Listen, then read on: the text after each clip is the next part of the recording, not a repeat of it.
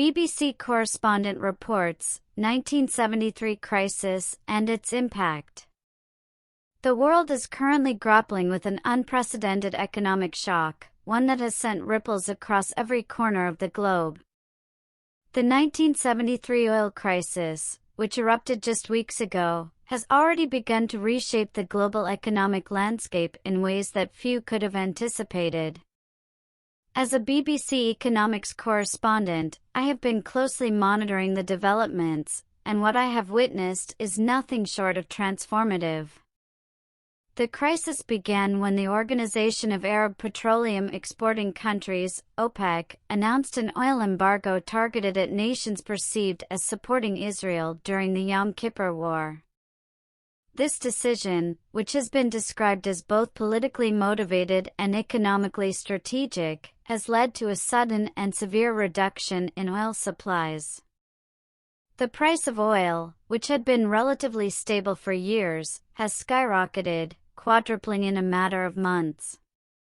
This dramatic increase has left governments, industries, and ordinary citizens scrambling to adapt.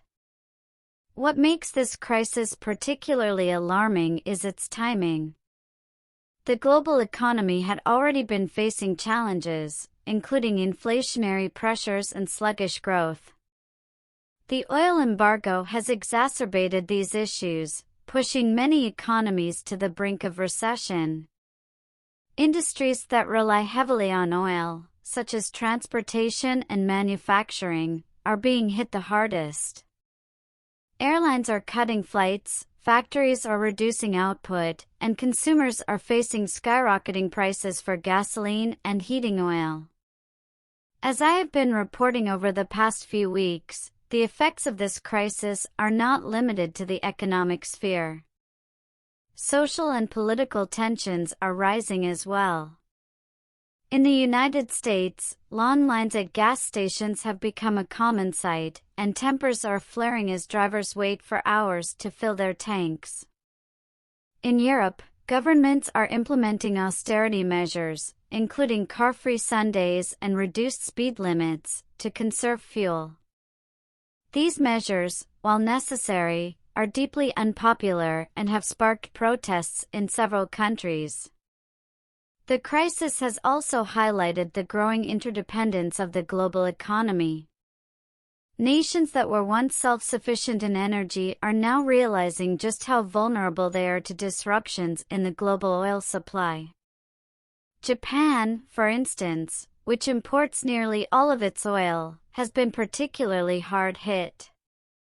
The government has been forced to implement strict energy-saving measures, and there are fears that the country's rapid economic growth could come to a halt. What is perhaps most striking about this crisis is the way it has exposed the fragility of the post-war economic order. For decades, the world has relied on cheap and abundant oil to fuel its growth. Now, that era appears to be coming to an end. Governments and businesses are being forced to rethink their strategies, and there is a growing recognition that alternative energy sources will need to be developed if the global economy is to remain viable in the long term. As I write this, the situation remains fluid. The embargo could be lifted at any time, or it could drag on for months. What is clear, however, is that the world will never be the same. The 1973 oil crisis has already left an indelible mark on the global economy, and its effects will be felt for years to come.